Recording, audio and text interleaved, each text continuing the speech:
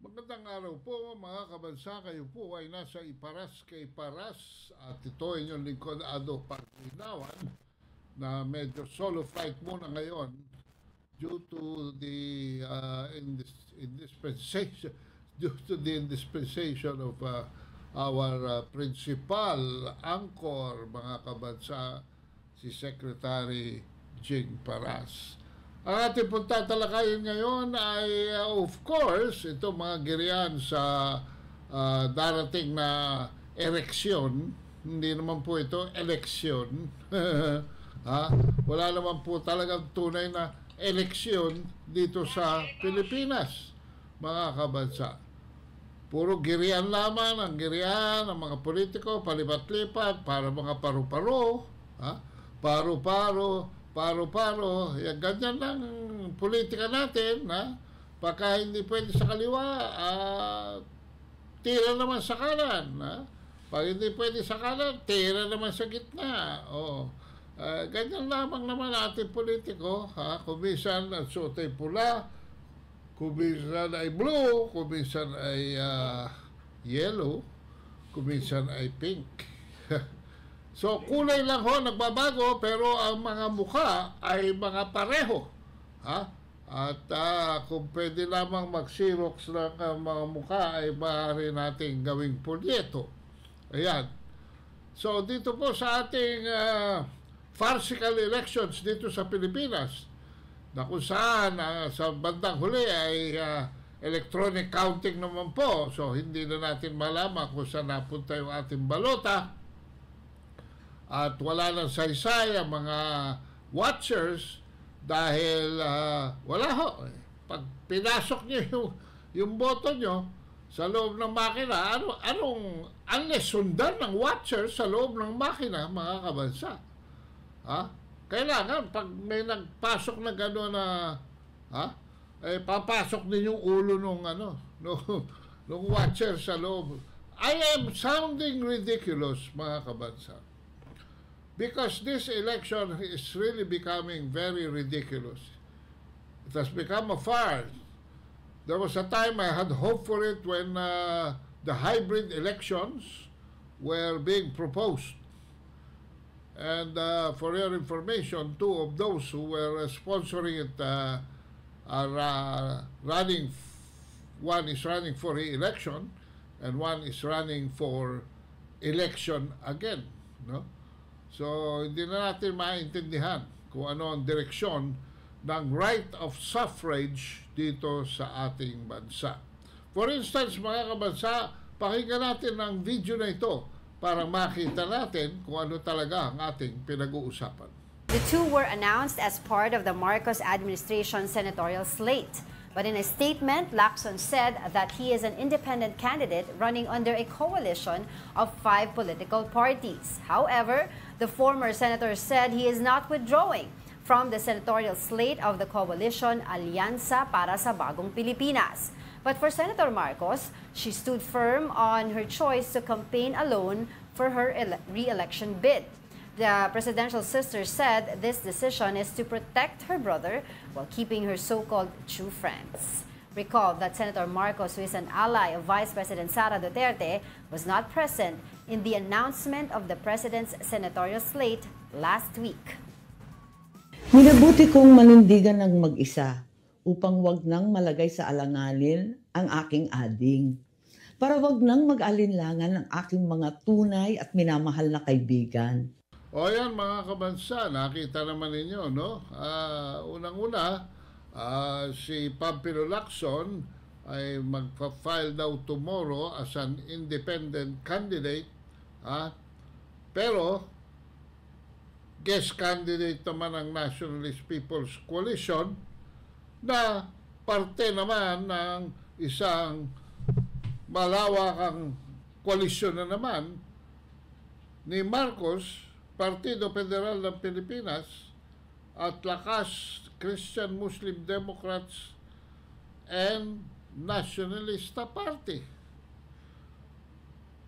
Pwede ba pinaglululukon nyo mga tao independent tapos Mabuti kung isa lang sana nag-endorse sa inyo Mabuti kung isang alyansa lang kayo napasok eh. Nag-guest candidate eh. Eh hindi, pasok din kayo sa Partido Federal, Nationalist People's Coalition, Lakas Christian Muslim Democrats, Nationalista Party. Oh.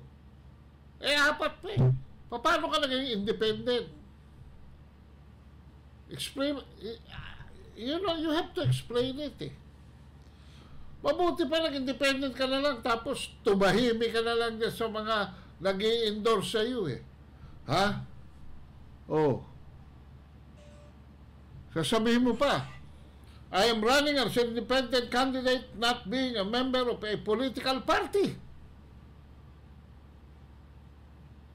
I am a guest candidate of the NPC, which is part of the alliance of 5 major parties that includes the administration's Partido Federal. Eh, hindi ka lang namamangka sa dalawang ilog nito. Namamangka ka sa 5 ilog ng political party. At sa ilog ng mga independent, 6 ang ilog na binabangkaan mo, Pampilo Lacson. Kaya mag-ingat kayo sa inyong mga sinasabi dahil ano ito, tahasang panluloko ito ng mga butante. Hindi na bali yung iba dyan. Hindi na bali yan. Ikaw senior senator ka na. Matagal ka na dyan sa laro na yan eh. Tagal ka na sa laro na yan eh. Oh. Tapos sasabihin mo pa sa bandang huli, make no mistake, I am proud to be part of a grand alliance of our country's 5 major political parties, but, ladies and gentlemen, I am an independent candidate. Anak ng... Ay, nako. Hindi lang 2 dila mo, hindi lang 2 bangka mo. 6 ang sanga ng dila mo at 6 ang bangka mo. Yun lang naman ang issue eh. Alam mo, Ping, miski naman independent ka, taas-taas ng rating mo sa survey, mananalo ka eh. Huwag ka na lang maging parang payaso. Huwag ka na lang sumali rito sa ganitong abracadabra. Kung independent ka lang. Oh. Kampanya ka nila. Di, kampanya ka nila. Huwag kang sasakay sa entablado nila. Mataas sa mga rating nila sa iyo eh. Ng survey. Oh. Baka, para sa akin parang nakita akong survey ng Publicus eh. Pangatlo ka yata eh. O pangalawa pa. Okay? Manalo ka naman eh. Mananalo ka naman eh. Ginawan mo pa ng issue sarili mo. Dinikit mo pa yung mukha mo kay Marcos. Eh si Marcos, kiss of death. Dinikit mo pa yung mukha mo sa Lakas. Eh yung Lakas, kiss of death din yan. Pambihira. Ay, naku. Tapos yung isa naman, yun naman babae, Sus Maria Josep. Kung paniniwalaan natin, itong babaeng ito, hindi na i-endorso ni Sara Duterte, miski sila'y magkaibigan. Yun ang naririnig ko kay Inday Sara. Na hindi siya makikialam sa eleksyon na ito, hindi siya mag-endorso ng sino mang kandidato, and she will have nothing to do anymore with the Marcoses. Well, this is politics. I can be proven wrong. But,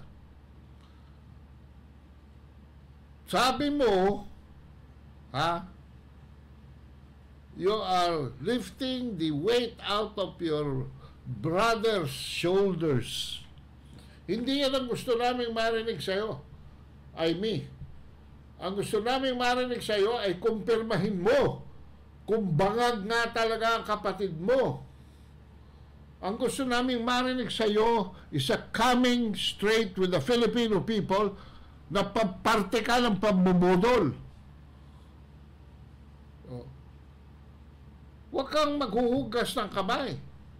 Kasali ka sa lahat ng political maneuvers and manipulation na ginagawa ng kapatid mo. At ngayon, ginugurgur ninyo si Inday Sara. Kasali ka dyan. Kasali ka sa pagpapakulong kay Pastor Kibuloy. Kasali ka dyan. Hindi pwede yan eh. Pag si Jose ang kaharap mo, ito sasabihin mo. Pag si Pedro ang kaharap mo, ito sasabihin mo. O, kanina siya, sabi mo, mag-independent ka, ha? At maraming bubilib sa'yo dahil hindi ka sumampa sa entablado noong itaas ang kamay ng coalition candidates na yan. Pero anong ginawa mo? Wala pa isang linggo. Wala pa isang linggo, Ivy. A few days lamang. Eto na.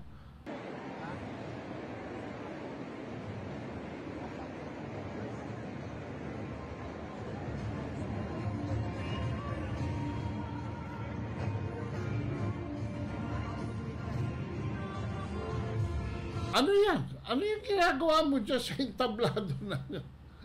Kasama mo si Abby Binay. Kasama mo si, ano ba yun? Si Mr. USA, Tolentino. Tagapagtanggol ng Bansang Amerika sa Senado. Kasama mo si Bangag na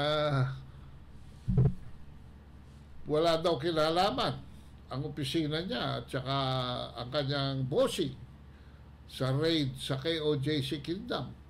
Oh. At it is according to that guy, it's an independent operation. So at the level of the Philippine National Police. After 16 days, inamin na ni Marcos na siya pala nag-order niya. Na strategy pala niya yan.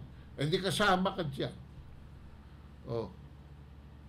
Kasama mo yung anak ng isang dating senador na medyo pantay lang ang paghanga natin.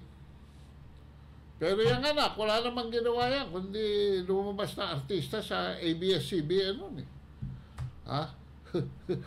At saka kay Willie Rebillame. Si Abby Binay.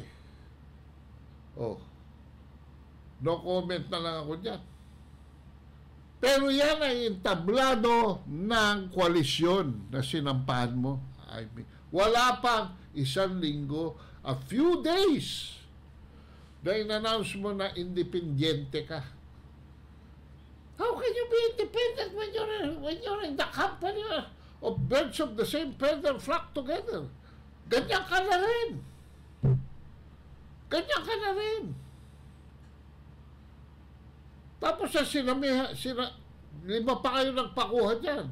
Sumama ka pa dyan sa apat na hindi naman mananalo. Oh, para sa akin, ha? Para sa akin. Oh. Hindi ko nakita sa publiko survey ang mga pangalan ng mga yan. Napakalayo. Napakalayo. Pero mga kabansa, kung ako'y pipili ng isang kandidato, titingnan ko ang karakter. Titingnan ko kung talagang independent siya pag sinabi niyang independent. How can Jaime be independent? You tell me, how can Pampilo Lacson, with the path that he has taken, be independent?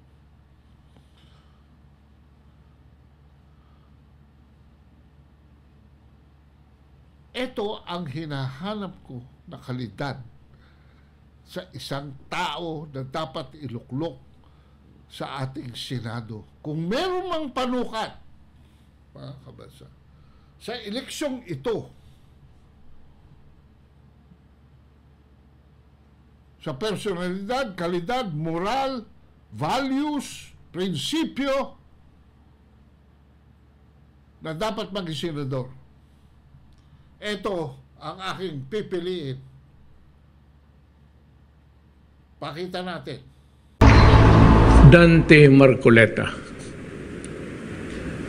Narinig na kita noon, pero hindi tayo kilala. Nung nainteresado ako sa iyo, yung nagtatanong-tanong na ako kung sino ka, your lawyering and everything, at yung performance mo sa Congress. But I was really impressed yung pagdala mo sa kaso ng gobyerno, or at least yung nag-neutral ka man, pero nilabas mo yung totoo. Hindi ka takot sa mga oligarchs, hindi ka takot sa pera nila, at ginawa mong ikaw yung nagsasalita para sa lahat ng gustong sabihin nila, hindi nila masabi at nasabi mo. There are few men, sabihin ko sa iyo, without meaning to offend the rest of the guys there na kung saan tayo napunta at kayo nagtatrabaho. You seldom see committed persons talaga sa trabaho nila. And I was said very much impressed by your behavior, performance, yung sinabi mo sa lahat. Pinalabas mo ang lahat kung ano ang mali ng gobyerno dito sa ABS-CBN na sa matagal na panahon, I said, government, and even ako, na walang, ako, pinaputok ko lang yung mga mali nila, but nobody carried the name of the Republic of the Philippines parang doon sa Kongreso. Ikaw yun. And I was very much impressed. So nagtatanong ako, you are a principled man, extremely honest, with integrity. At nung alam ko, nung nalaman ko, kung makipag-away ka ng tao o isang korporasyon or ahensya, be it in government or outside, nakita ko yung passion mo to ferret out the truth. So kaya ako yung mismong personal nagsabi sa iyo kung sana maging senador ka, tumakbo ka. So yan ang gusto ko, manalo ka, use the passion that you have in your heart to work for the Filipino people, lalo na ako paalis na. At ako'y believe na believe sa iyo, sa totoo lang, because I like honest persons, men of integrity. Ngayon ho, kung sakali man, God willing, kung ipagpala lang ng Diyos sa atin, kung masenador ka, ano pa ang madagdag mo sa pagka-lawyer mo at kung maging senador ka? What would be the meaningful legislation that you have in mind na magawin mo kung nandiyan ka na sa Senado? Ang unang-una po, Ginoong Pangulo, ay nakita ko po yung nailatag ninyong magagandang programa. Ang nais ko po ay may pagpatuloy ang mga iyon. Unang-una na po yung ating infrastructure program na inyong naisulong. Nakita ko naman po talaga na sa panahon nyo lamang umabot yung 5.1% na ratio ng infrastructure spending sa ating GDP. GDP. Hindi po nangyari yun sa mahabang panahon. Matagal na po ako sa Kongreso, Mr. President, ngunit naglalaro lamang po sa 2%. ng ating GDP ang nailalatag na infrastructure program. Napaka-importante po nun sapagkat kapag nailatag yung infrastructure backbone po ng ating bansa, alam naman po natin ma-attract ang investments. Hindi lamang dito sa bansa natin, lalong-lalo na po sa ibang mga bansa na pupunta sa ating bayan para dito magbukas ng maraming negosyo. At yun ang magiging simula kung paano natin mapapalago ang ating ekonomiya. Sa Makatwid, napakarami po ninyong nagawa at ang isa pa po, yung pundasyon ng ating pangkapayapaan, ating peace and order. Importante po rin yan sapagkat hinahanap din po, Mr. President, ng mga mamumuhunan yung stability ng isang bansa. Kapag magulo po yung bansa, hindi po ako maniniwala na talagang uunlad ito sa inaasahan nating pagunlad. At nakita ko rin po yung pagmamalasakit nyo, i-reforma ang ating lipunan. Yung pagsasakit po ninyo na talagang labanan natin ang droga at ilagay sa matatag na pundasyon ang ating bansa. Pagmamalasakit ninyo kung paano naitawid ang bansa natin sa pandemya.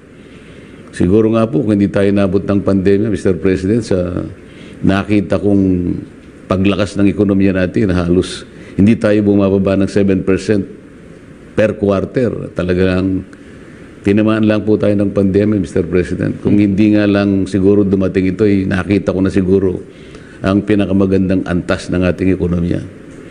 Gusto ko pong ipagpatuloy yun, Mr. President, at meron pa po akong nakita na kasi matagal na panahon po yung kuryente, yung pong presyo ng kuryente ay talagang mataas po. Hindi po natutupad yung layunin ng batas. Pagka 21 years ago, nakalagay po talaga affordable ang rates ng ating elektrisidad. Nalalaman ko po ang paraan kung paano sapagkat nandun din po sa provision ng batas. Problema lang, ang maraming kasamahan po natin sa Kongreso ay hindi naman po talaga nagsisikap na talagang ayusin yung dapat na ayusin. Nandun po yung mga provisions ng tinatawag nating ARCOA. Ito po yung renewable, ito po yung mga yung aggregation po at saka yung retail energy. Nandun po yung kung paano mabe-break up po yung monopolistic market ng distributors ngayon into a contestable market. Yun po yung paraan para maibaba natin ang presyo ng kuryente. At yun nga pong problema ng ating sakahan, Mr. President. Napakaganda po ng mga batas natin, hindi po nagkakaroon ng pagkakataon na maipatupad na mabuti sapagkat alam naman po ninyo, napakatindi rin po ng corruption sa bansa na gusto ko rin po sanang makatulong doon sa paraan na inyong nais mangyari. Alam ko pong pinagsikapan ninyo. At nakita ko po yung isang paraan, Mr. President, sapagkat sa matagal na panahon, kung mapapansin po rin yung Commission on Audit, ang modality po nila ay post-audit. Ibig sabihin po, mag-audit sila pagkatapos na ng programa. Papasok sila pagkatapos na ng project. Mag-audit sila pagkatapos ng fiscal year. Samantalang kung titingnan po natin yung State Audit Code of the Philippines, as sinasabi po niya ron ay preventive. Maging ang saligang batas po natin, Mr. President, ay sinasabi, if the internal audit control of an agency is inadequate or weak, dapat po ay magsagawa ng special measures or pre-audit ang COA. Ang palagi pong minamatwid ng COA, Mr. President, kaya post-audit sila, sapagkat pag nag-pre-audit daw po sila ay medyo babagal daw po ang pagpatupad ng ating mga infrastructure projects o namang programa. Ang sabi ko naman, ayan mo nang ma-delay ng konti.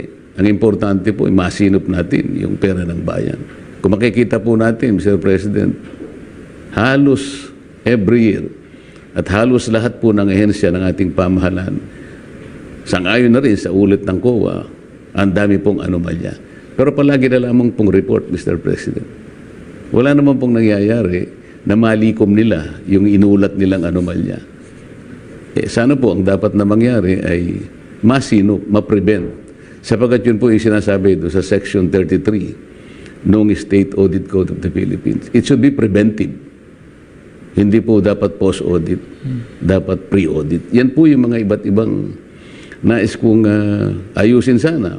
Alam po ninyo, noong panahon ng aking kabataan, post-audit po ang COA, no? Nagkakaroon nga ng delay. Ngayon, nilagyan naman nila ngayon ng bagong sistema, no? Pre-audit naman, no? Lalo na't bago na ang ating konstitusyon under the 1987 Constitution. Noon ho, napapabagal ang approval ng mga projects dahil ang expenditure ay talagang binubusisi. Pero nami-minimize naman ang corruption. Nito sa post-audit ay medyo lumuwag ho ang korupsyon dahil after the fact pa ninyo hahabulin ang account, no? At may pangatlohong stage na ngayon. Ngayon ho, dahil nga dito sa isang kandidato, dito si Pampilo Lacson, ang nag-sponsor ng joint resolution, na nag-aalaw ng liquidation by certification. So madalit sabi mga kabansa, without enacting a law, a resolution is not a law. A resolution is not a law, even if it's joint Senate and House. That is a very clear distinction, mga kabansa.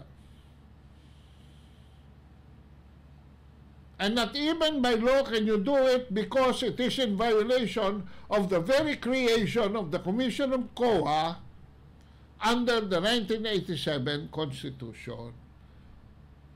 Kung saan sinasabi, no, na walang exemption sa COA audit, and by audit we mean standard accounting procedures,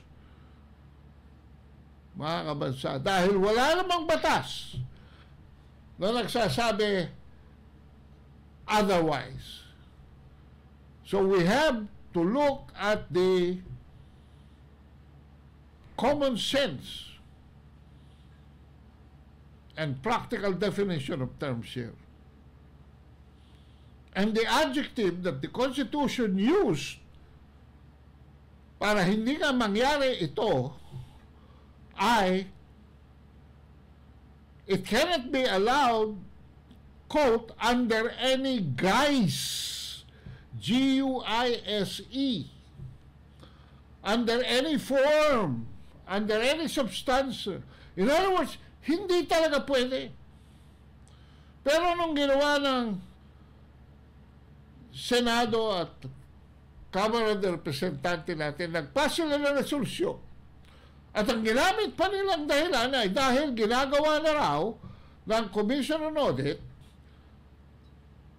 ay yun na ang gawin na rule and regulation sa legislative branch. We have 3 branches of government, dalawa ho, subject to standard auditing procedure, ang legislature hindi. Just because they passed a resolution, which is not a law. And even if it's a law, it is unconstitutional. Hindi pwede hong ilagay ang COA under the Philippine legislature. Hindi pwede po ilagay ang COA under the judiciary. Hindi po pwede ilagay ang COA under the executive branch because it is a constitutional body like the COMELEC and other constitutional bodies embodied in the Constitution. So yan ho, tandaan niyo yan. Nasa pangatlong stage na. First, pre-audit. Second, post-audit. And now, legislation. The legislature. Liquidation by certification. Nag-i-interject lamang po tayo at this point para lalo nyo ma-appreciate. kung paano na po kalayo sa rule of law ang ating gobyerno.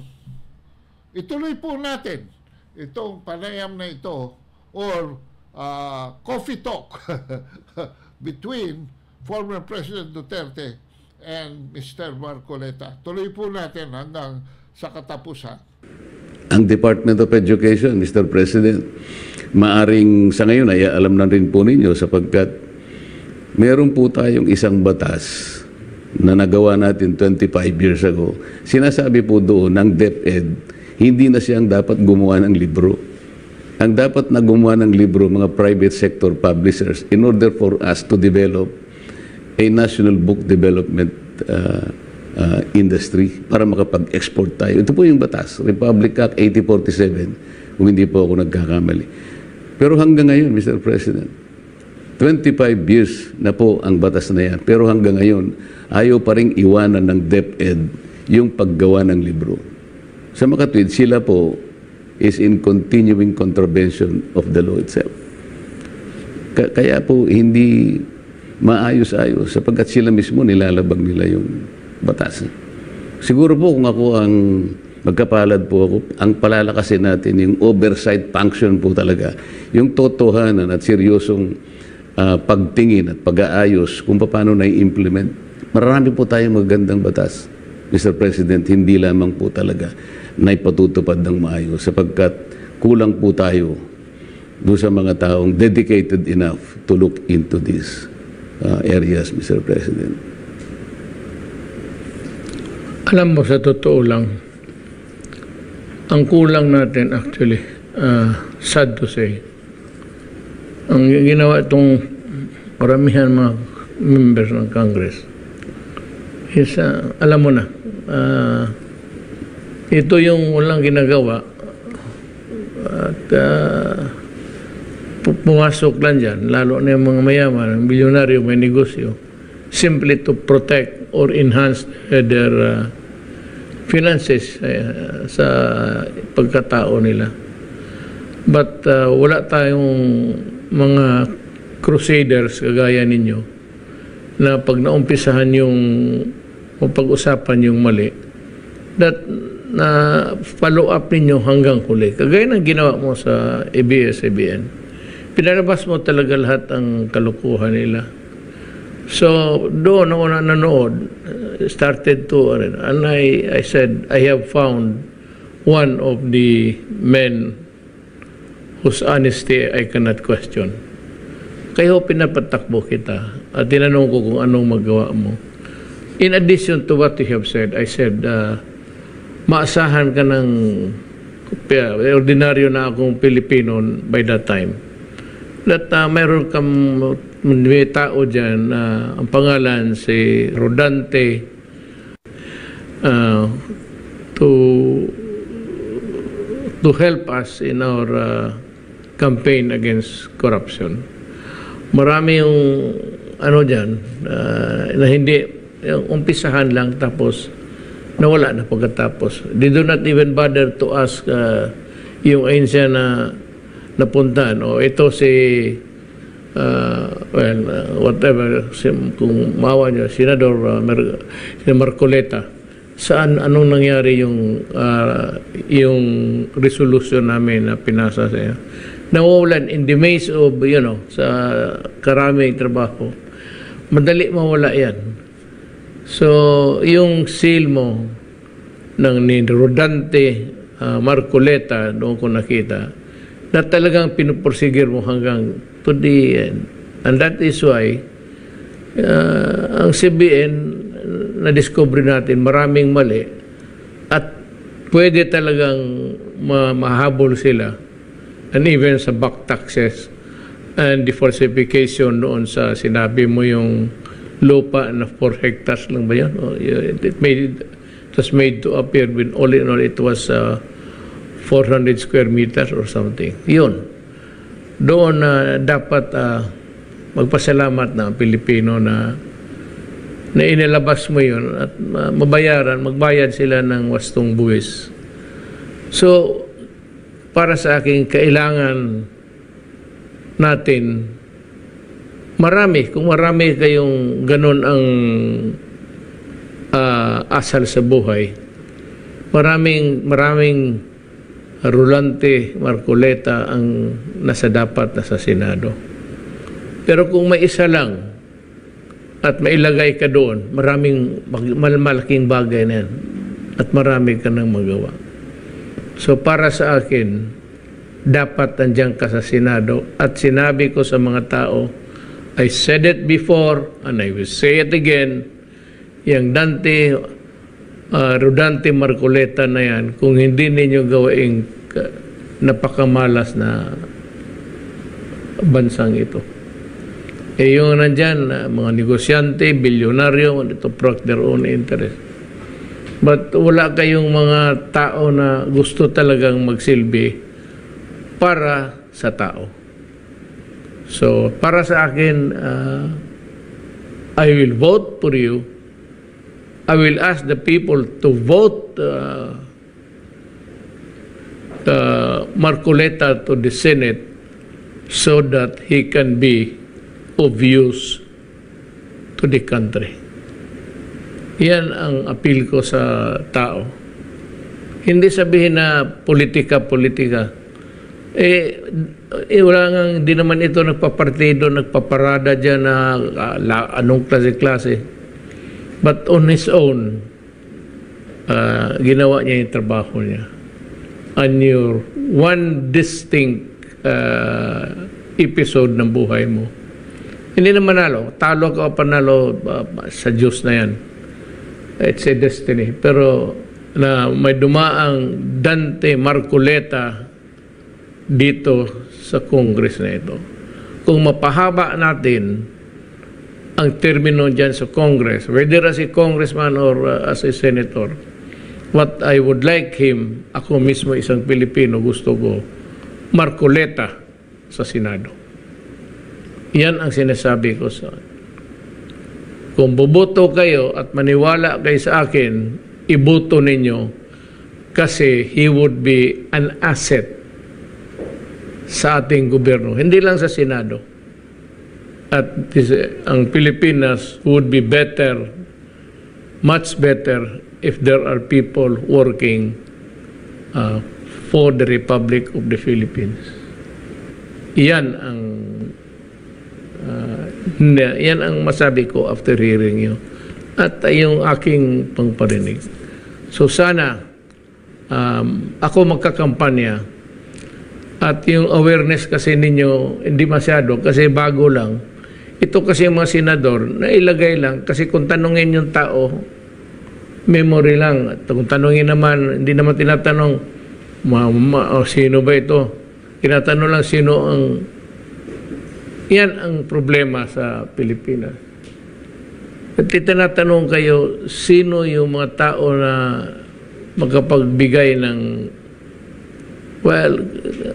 kaligayahan sa Pilipinas na nagpo-protect talaga sa atin. Ang marinig kasi ninyo yung araw-araw, maririnig niyo sila, Senador. Ba't pakinggan ninyo ako? Kasi ito, kailangan dyan. More than anybody else dyan sa ano. Kalimutan mo na yung iba, wala naman talagang ginawa yan. Gusto ko nga sabihin, meron baka, pero ayaw ko kasi ayaw kong masira na baka inaangat kita sa parang maging senador using or at the expense of others. Hindi ako mag-ibang ng ibang kandidato. Ikaw lang mismo. Ang trabaho ko ngayon, hindi mag-atake ng mga anong mali ng kalaban. Wala akong, itong panahon ko ito para sa iyo lang. Vote for Marcoleta. The first name is Rodante. Baski Rodante siguro, okay na yan. Pero Marcoleta, wala lang kayong ibig sabihin, Marcoleta. Marcoleta para sa bayan. Thank you, Mr. President. Salamat po. O ayan, mga kabansa, ang kalidad, ang napakataas na kalidad na karapat-dapat sa ating Senado. Pero alam nyo, October 1 pa lang. Hindi ko alam, mga kabansa, kung tatakbo si Rodante Marcoleta for Senate. Dahil hanggang October 8 pa po ang filing.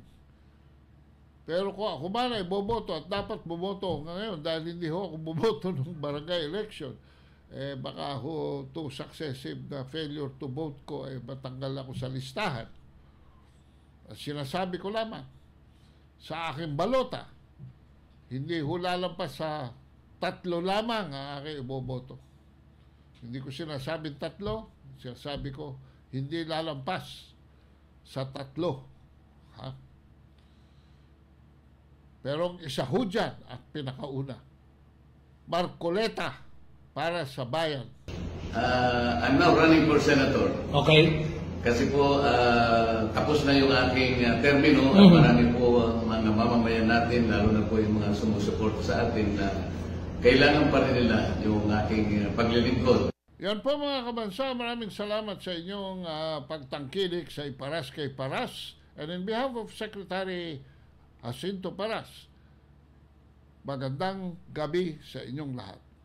Huwag kalimutang mag-subscribe dito sa Iparas kay Paras at i-click ang notification bell at mag-subscribe na rin sa aking YouTube channel at Ado Paglinawan. Marcos, alis dyan!